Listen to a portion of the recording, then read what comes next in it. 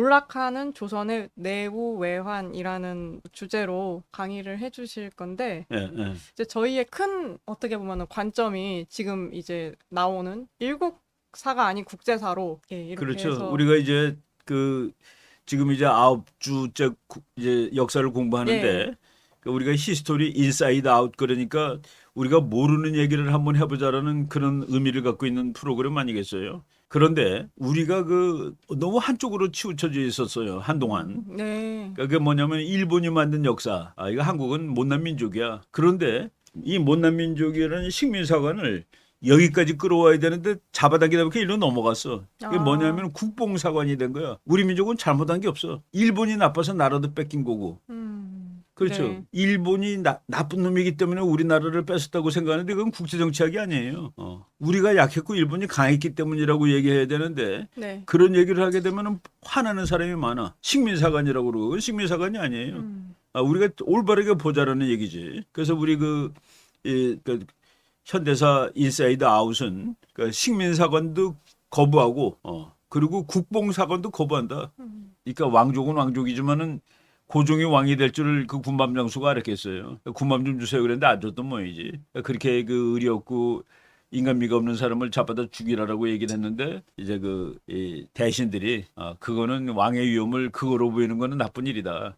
훌륭한 좋은 일을 해야지 사람을 죽이는 일을 마침에 하면 되겠냐 네. 해가지고 이제 막는 그 장면이 저 책에 나와요. 박성수 교수 책에 나와서. 근데 저거는 팩트거든. 아, 네. 그러니까 저거를 내가 일부러 왜 그 보통 사람들한테 우리가 알자고 그러느냐면은 그런 사람이 왕이 됐다는 거야. 이 나라를 끝낸 왕이 바로 저런 사람이었다는 거예요.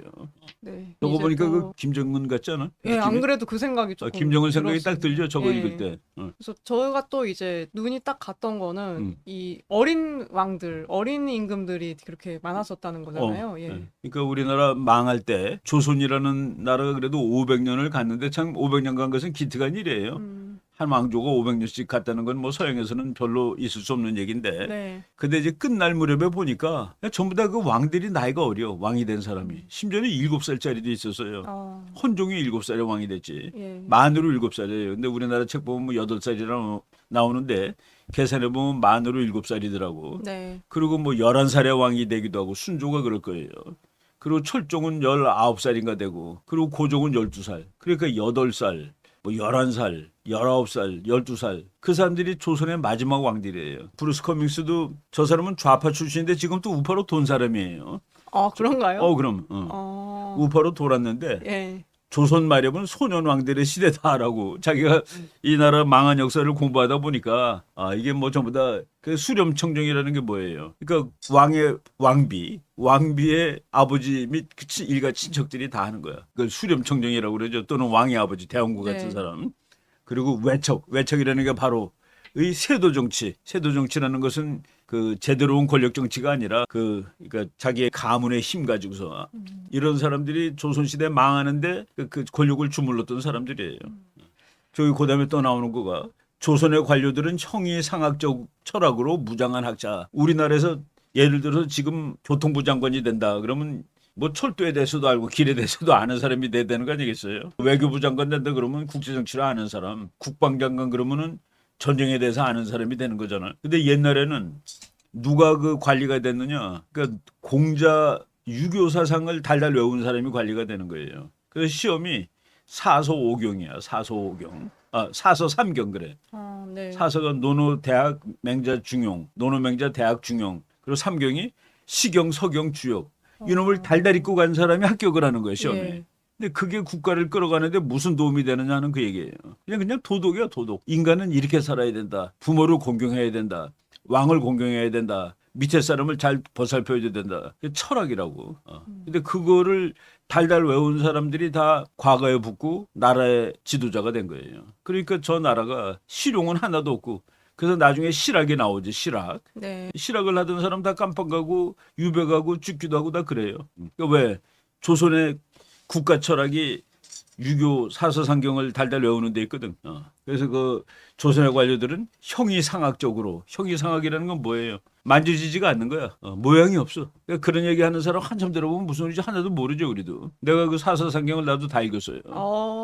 그러시군요. 내 사서상경 예. 캐나다에서 동양 정치 사상을 가리킨 적이 있거든.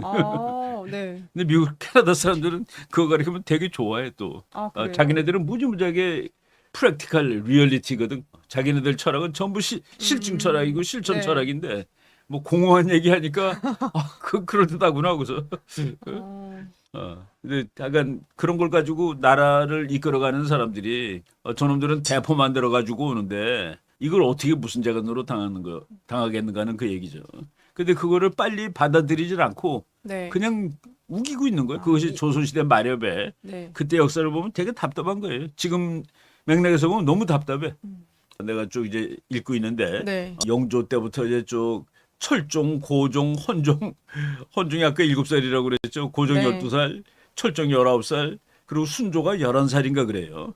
저 앞에. 네. 그러니까 이게 뭐 애들이 왕이 돼가지고 11살에 왕이 돼가지고 나라를 끌어갈 수 있겠어요. 아무래도 좀 그렇죠. 얘가 보면은 네. 이거는 뭐 무슨 측면사관이고 그게 아니에요. 팩트를 얘기하는 네. 거라. 근데 근데 왜 저런 팩트가- 일이 있었을까? 예. 저게 그냥 뭐 왕이 왜 20몇 살에 죽을까? 왕이 됐는데 자기 뜻을 못 피면은 화병도 나오고 그러겠지. 그래서 어렸을 때 죽고 다 그러는 거예요. 병 걸려 죽고 뭐. 그러니까 다 조선의 마지막을 보면은 네. 이게 나라가 망할 수밖에 없구나 하는 그런 느낌이 들어요. 그리고 헌종 때는 이제 드디어 핏줄이 끊어져 아예. 그래가지고 철종, 이제 고종은 그러니까 철종은 진짜 왕의 계열이 아니라 강화도에서 농사 짓고 있는 사람을 데려온 거예요. 물론 네, 이제 네. 따져보니까 핏줄이 먼 친척이 되긴 되지. 철종을 데려다 이제 왕으로 만들었는데 종조라는 사람이 왕이 됐을 때가 1776년이에요. 1776년이 뭐 하는지 아시죠? 미국은 독립 미국 독립안에 네. 아담 스미스의 국부론. 국부론이 나온 해. 네. 그러니까 서양은 엄청나게 근대가 된 건데 우리가 종조 그러면은 근대라는 생각이 안 들잖아요. 그래도 그나마 종조는 개혁을 한 왕이에요. 자기가 정치를 하려고 애썼고 그래서 종조를 좋은 왕으로 치는데 그럼에도 불구하고 종조가 매달렸던 거는 사서상경이라 성리학, 성리학 주자학이라 네. 이게 서양의 실학이 아니고 거기에 매달렸던 거라. 이거는 우리가 팩트를 얘기하는 것이지 누구를 비하하거나 이런 건 아니에요. 다만 우리나라 역사가 이렇게 자랑스럽진 않잖아. 그 마지막이 나라를 뺏겼잖아요, 그죠? 네. 그리고 자랑스럽지 못한 역사를 왜 이렇게 됐는지를 우리가 알아야지 교훈을 얻는 거라. 역사는 교훈을 얻기 위해서 공부하는 거예요. 그냥 재미있는 옛날 얘기가 아니라고. 그래서 우리는 이렇게 하면 안 되겠구나. 왕이 지문 곧 국가다 그러면 안 되는 거야. 국가가 따로 있고 국민을 위해서 왕이 노력을 해야 되는 것이 맞는 건데 조선시대 말기는 참 그러지 못했다라는 그런 얘기를 하는 거죠. 그러니까 나쁜 역사도 역사야. 나쁜 역사는 피하는 사람들이 많아요. 왕의 사진이 타가지고 저렇게 돼 있는 저기 지금 남아 있는 거 저 모양이야. 그래서 그 뭐 구글에 보면은 우리 저 헌종은 미남이었고 21살에 비록 21살밖에 안 돼서 죽었지만은 뭐 여자들이 뭐 그 얘기하는 거 웃기지만은 보면은 그래서 그 책들 보면 여러 권 낳고 보면 전부 다 얘기가 다 달라. 뭐 헌종 그다음에 철종인데 철종은 글자가 까막눈이었다는 설도 있고 아니다 하면 다 읽을 줄 알았다는 설도 있고 뭐 설이 많아요. 그러니까 설이 많다는 거는 모른다는 소리야. 네. 헌종이 저 꼬마 왕이 인간사진 제가 찾아서 넣었습니다. 이게 적당한 것 같아서. 그러니까 뭐 그냥 풍양조 씨, 안동김 씨 뭐 완전히 그래서 그 어렸을 때 헌종이 20살에 죽었지만 21살에 네. 외삼촌한테 하도 화가 나서 외삼촌 목에는 칼이 안 들어갑니까? 라고 얘기했는데 그 얘기를 듣고 외삼촌이 놀래가지고 뛰어나가다가 가마가 뒤집혀져서 머리를 빠서 죽었어. 참 그렇죠. 네. 저게 미국으로 치면 이제 남북전쟁 하려고 난리 날 때 그 무렵이네. 남북전쟁에는 조금 전이지만은 우리나라 이제 저거 우리가 다 외울 필요는 없어요. 역사 책들이 많으니까 그때그때 이제 골라서 읽으면 되는데 네. 그 흐름이 네. 전부 다 애들이 왕이 되었다. 왜냐하면은 그 왕자리를 하는 것 자체가 힘든 일이라. 그러니까 분해서 죽고 빨리 죽고 화가 나서 죽고 막 이런 거라. 근데 죽으면은 외척들이 또 다른 바보를 갖다 놓는 거예요. 탁월한 사람 찾기보다는 그냥 자기네들이 권력을 방해하지 않을 사람들을 갖다 놓는 거예요. 그러니까 아주 똑똑한 사람이기보다는 그냥 대충 찾아서 갖다 놓은 것 같아요, 느낌에. 어떻게 보면은 조선 딥스테이트네요. 그 딥스테이트. 조선 딥스테이트. 조선의 딥스테이트를 있었던 거지. 저기 어떻게 저것도 어디서 제가 찾았습니다. 이게 순원왕후. 순원왕후로 로부터 계속 이제 그러니까 이제 그러니까 이제 김조근의 딸, 김문근의 딸, 김조순의 딸 전부 다 사촌이고 막 그렇더라고요. 보니까. 그러니까 예. 그 안동김 씨들이 그냥 왕비는 전부 안동김 씨 출신이야. 아, 그러니까 그 안동김 씨가 김조순이는 그 당시에 아주 대학자래요. 네. 당시에. 그러니까 뭐 국정을 좌우를 하는 거지. 중전마마의 아버지니까. 근데 이제 김조근, 김문근 전부 다 김조순하고 다 이름이 다 통하잖아요, 그죠? 예. 그래서 내가 이제 이번 주제는 우리나라가 내우외환이라고 그러는데 외국 세력이 막 밀려오는데 국내 정치는 왕이 제대로 관건도 못 가지고 있었고 귀족들이 완전히 엉망진창으로 정치를 한 거예요. 그래갖고 밀란이 막 생기는 거야. 그런 시대에 결국은 대항을 못 하다가 나라를 이제 일본한테 뺏기는 거죠. 그리고 어렸을 때 왕이 되니까 자기 부인도 이제 다 옆에서 정해주는 것대로 하는데 그런 특정 가문이 안동김 씨가 다 속건을 하고 그 사람들이 그 신부의 아버지들이 중전마마의 아버지 그 외척들이 그 정권을 좌지우지하고 그랬다라는 그 얘기를 하는 거죠. 네. 그래서 이 네. 당시가 중화 질서가 무너져 나가는 조선이- 시점이었다는. 조선이 이제 쓰고 있던 우산이 예. 그 우산이 더 이상 필요 없는 세상이 된 거예요. 조선은 중국식의 중화질서 거기에만 충성바치고 있으면 되는데 그 중국이 날아가 버리는데 완전히 지금 예. 정신없는 거지. 심지어는 중국이 날아갔는데 우리는 그래도 살아남았으니까 우리가 중국이다라고 한 그 사상이 소중화 사상이에요. 우리가 속으로 가만 놔둬도 살기 힘든 상황까지 갔었다는 그런 얘기지. 안으로부터 무너졌다는 얘기니까. 네. 민중의 생활은 피폐해지고 밀란이 막 나오고 밀란이 저기 그냥 다른 말로 하면은 농민 전쟁이에요. 그거 하다 보니까 그때 이제 그 카톨릭도 들어오고 그랬는데 동쪽 사람들이 그 최저호 같은 사람이 우리 거를 지켜야 된다 해서 동학 만들고 근데 동학이 커지다 보니까 혁명군이 되고 근데 혁명군을 막겠다고 중국군을 데리고 오고 그 중국군을 데리고 온 거는 정치학적으로 어떻게 설명을 할 수 있을까요? 고종이 즉 내가 국가야. 근데 나한테 덤비는 것은 우리 국민이라도 적이야. 그러니까 나를 살려줄 청나라를 데려오는 거예요. 그러니까 논리가 맞냐 이거예요. 청나라를 데리고 와서 자기가 살라고. 왜? 내가 국가니까. 왕권이 국권이니까. 거기가 국민은 뭐예요? 그죠? 그런 것들이. 그걸 이해하면은 아하, 이 사람들은 자기의 생존을 국가의 생존, 국민의 생존으로 봤구나. 그 지금 어디서 볼 수 있어요? 평양에서 볼 수 있지. 북한이 똑같잖아요. 예. 국민들은 죽든 말든 미사일 갈기는 거야. 자기만 살라고. 조선시대 말엽 역사를 읽어보면은 조금 화나요. 솔직히. 동학이 서학의 어떤 반대 서학에 반대되는 개념으로 만든 거예요. 만든 것이죠. 그러니까 이제 서양의 천주교에 반대되는 하나의 종교 비슷하게 만든 운동이지.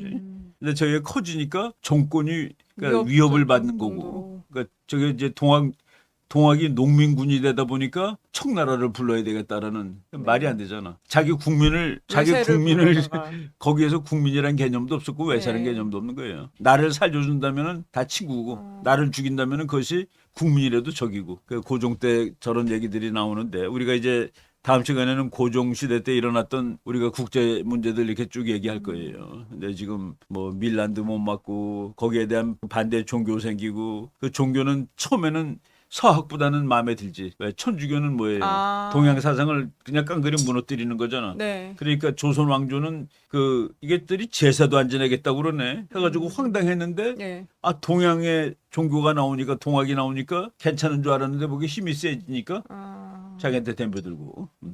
우리나라 천주교는 다른 나라랑 조금 이상한 거가 다른 나라는 서양 신부들이 와서 천주교를 길렀는데 네. 우리나라는 중국 가서 배우고 온 사람이 스스로 기른 거예요. 그 천주교가 우리는 자생적으로 컸어요. 네. 자생적으로 그게 되게 컸고 다른 부분이네요. 그게 이제 다르고 그리고 우리나라의 그 로마 교황청에서 이제 이 선교사를 파견하는데 우리나라에 파견된 사람은 서양 사람이 아니라 중국 사람이야. 로마 교황청에서 파견했는데도 중국 중국 사람을 이- 일부러 보낸 거예요. 왜냐면은 똑같이 생긴 사람이래야지 포교를 더 잘할 거다 해가지고. 근데 저 주문모라는 저 그림에 나온 사람이 주문모 신부인데 네.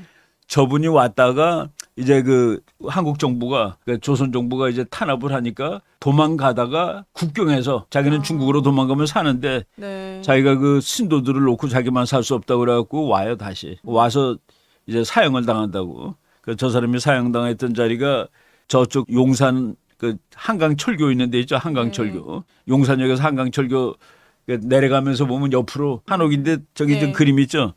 저게 그 새남터라는 그 장소인데 저기서 순교를 한 거라.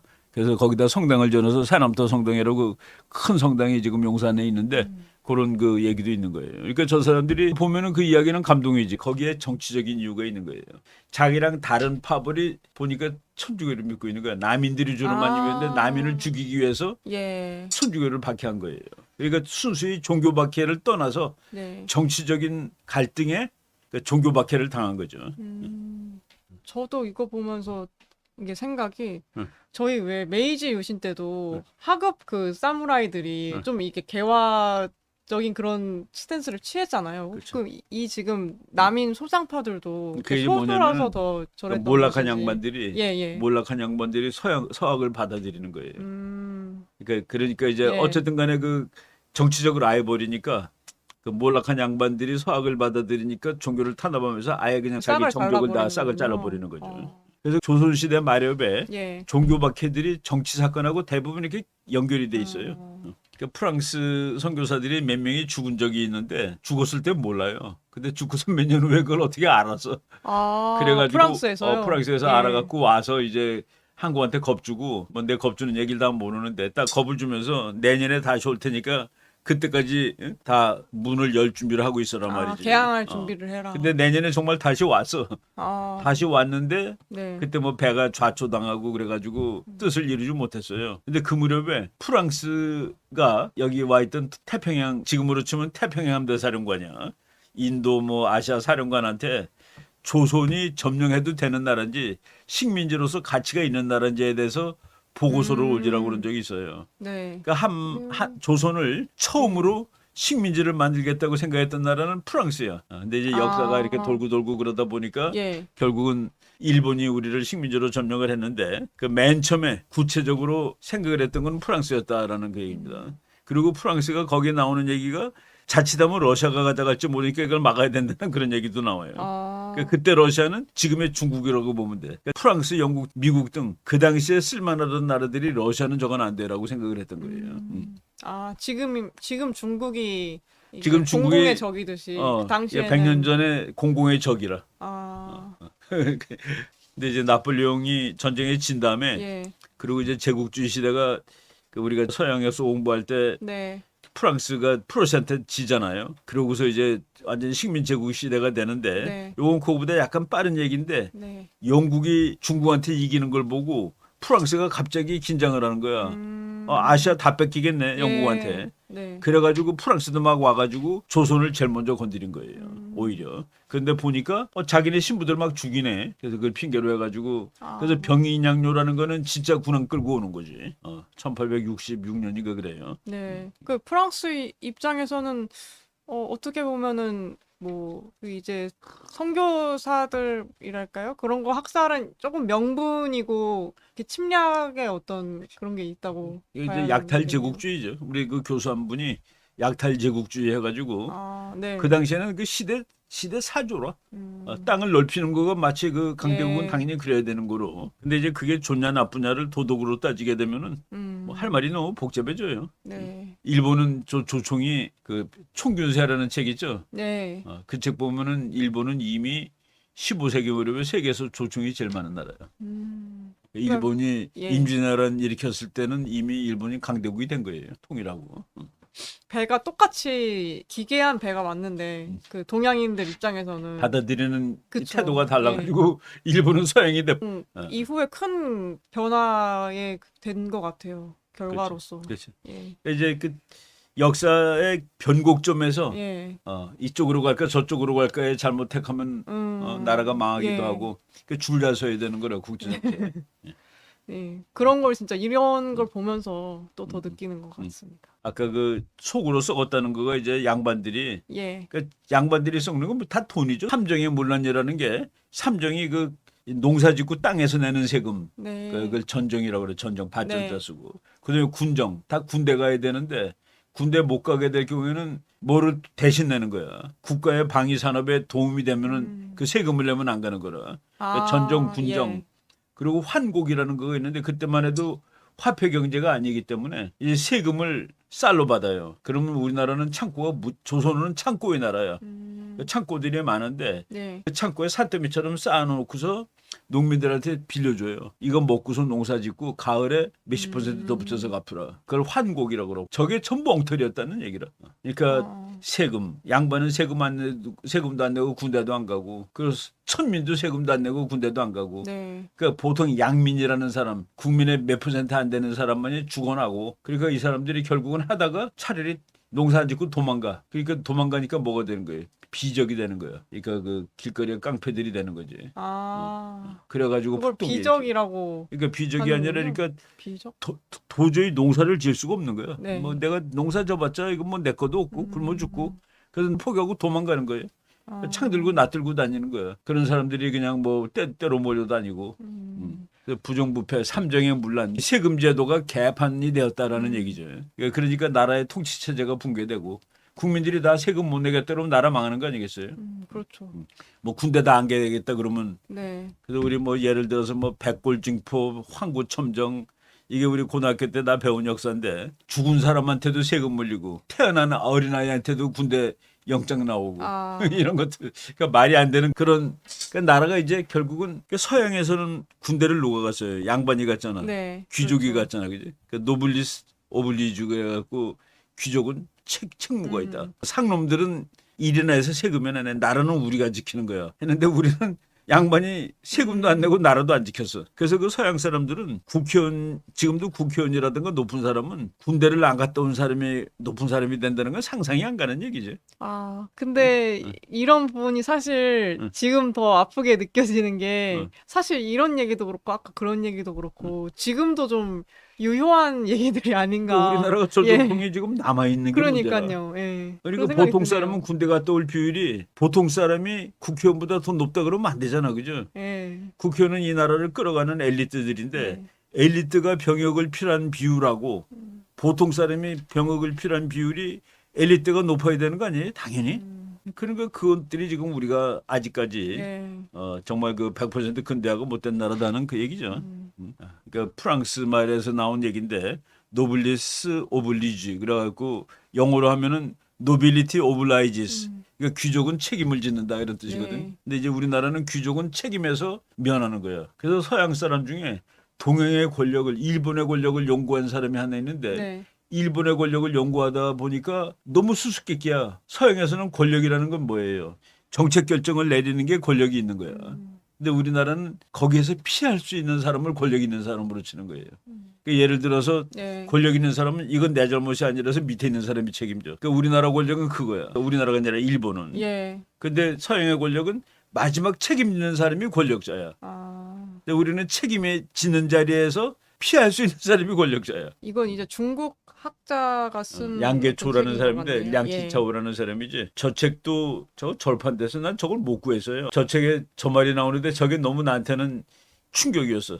조선이 망하는 길을 취하지 않았다면 비록 100개의 일본이라고 하더라도 어쩌겠는가. 예. 조선 사람들은 망하는 것을 스스로 즐겼으니 무엇을 가얗게 여기겠는가. 저기서 우리가 저 사람을 손가락질을 할 수가 없어요. 중국도 그렇게 망했거든.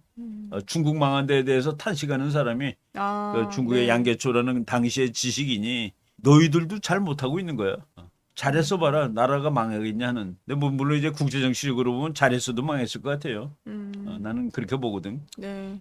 그렇지만은 다른 역사를 한번 써볼 기회는 없었겠냐라는 그 아쉬움을 생각해 보는 거죠. 그러니까 조선이 망하는 길을 택하지 않았더라면 비록 100개의 일본이라고 하더라도 어쩌겠는가. 근데 그 결국은 뭐 그때 왕이 자기 살라고 국민들이 덤벼드니까 청나라 부르고 청나라 부르니까 일본이 야 우리 서로 오지 않기로 했는데 네가 오냐? 그래서 일본은 그냥 청나라가 왔기 때문에 일본도 같이 온 거예요. 그래서 둘이 와가지고 우리나라 와서 싸웠어. 그게 네. 청일전쟁이에요. 그런데 일본이 이겨가지고 일본이 이제 한국을 가져가는 거지. 근데 이제 이 김기옥 교수가 그러나 조선만국의 내재적 요인, 내부 요인을 의도적으로 무시하는 태도는 도저히 받아들일 수 없다. 나는 저 사관에 동의를 해요. 그래서 지금 우리가 얘기하는 거가 예. 뭐 어떤 사람이 너네들은 식민사관이냐? 아니지. 우리가 왜 식민사관이에요, 그죠? 그럼 저 김기옥 교수가 식민사관인가? 아니지. 예. 그런 말도 너무 남발이 되는 것 같아요. 그러니까, 예. 식민사관이 그 우리나라를 조금이라도 고종을 조금이라도 이 사람 잘못했다 그러면 식민사관이래. 그거는 안 돼요. 예. 우리나라 대통령 잘못한 건 잘못했다고 그래야지. 그래서 그 1910년에 저기 한번 읽어보세요. 1910년에 만국이 그 네. 부분. 이거 아주 중요한 문장이에요.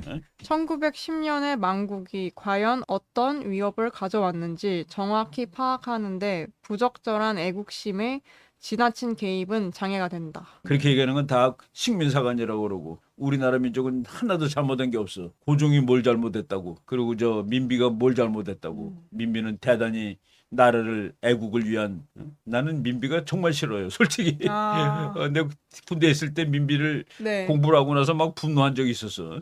근데 사실 그런 게 되게 이미 주입이 많이 된 것 같아요. 뭐 뮤지컬도 만들고 그러잖아요. 되게 그래서 비운의 비운의 황비 왕비로, 뭐 예. 나는 조선의 황비다 그러면서 예, 이제 예. 일본하고 싸우고 나는 그러는데 국모다. 국모다 그거 많이 나오죠. 내가 예. 그분을 가지고서 어떤 지방자치단체가 그 돈을 벌어요. 그러니까 이 민비를 가지고 이렇게 이 뭐 사업을 벌이는 뭔가 지방자치단체야. 문화 그런 문화 사업도 걸로요? 하고. 예. 거기 가서 내가 강의하기 전에 네. 민비에 대해서 내가 몇 마디 욕을 했더니 교수님 절대로 그 얘기하면 안 됩니다 그러는 거야. 그래서 내가 강의 시간에는 그 얘기는 안 하지만은 나는 네. 민비를 이 나라를 망친 장본인으로 본다라고 그랬어요. 뭐 장본인은 아니지 고종이 장본인이겠지.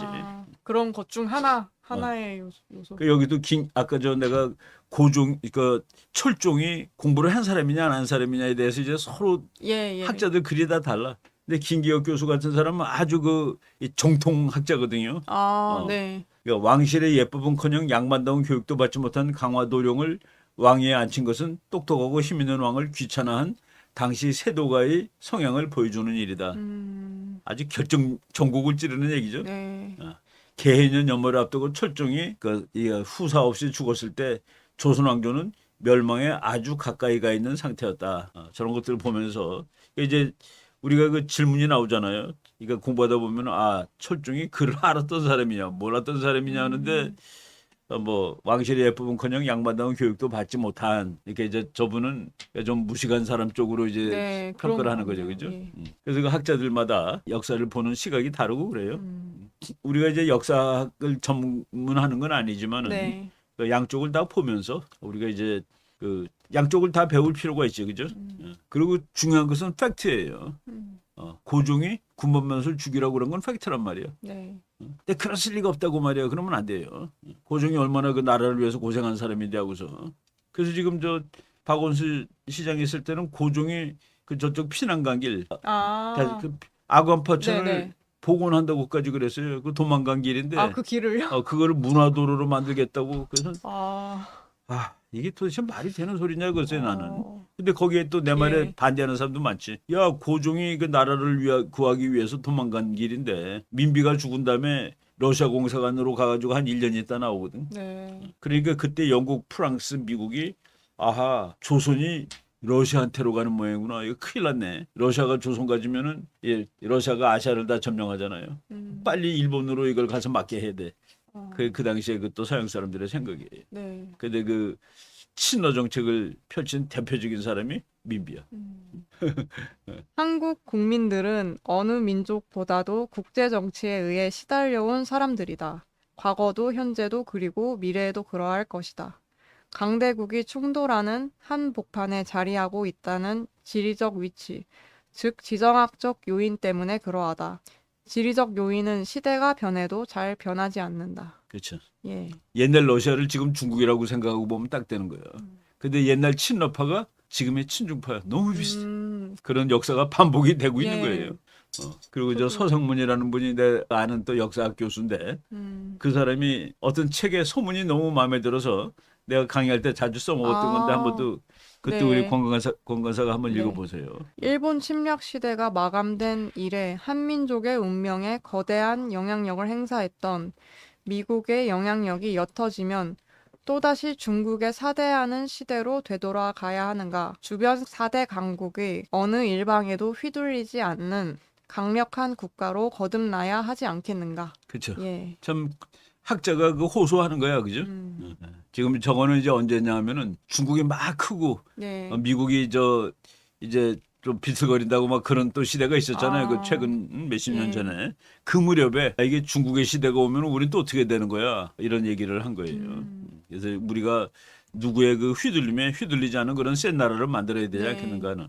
그래서 그 내가 그 강의할 때 그냥 소문으로 또는 결론으로 활용하는 네. 그런 문장들이 아. 하나는 내가 이제 쓴 책에 네. 앞에 썼던 문장이고 조선이 망하게 되는 이유가 있었다. 예. 그렇죠. 그게 또 정리가 아까 한번도 된것 김기옥 교수가 맨 같습니다. 마지막에 얘기했듯이 예. 이 분석에 애국심이 너무 많이 들어가면 분석이 안 돼요. 예. 그러니까 공격하는 일본이 나쁜 나라가 네. 되는 거고 그게 지금도 남아 있는 거가 소련은 러시아는 나쁜 나라, 우크라이나는 좋은 나라예요. 그 네. 무슨 좋은 나라 나쁜 나라가 있어요?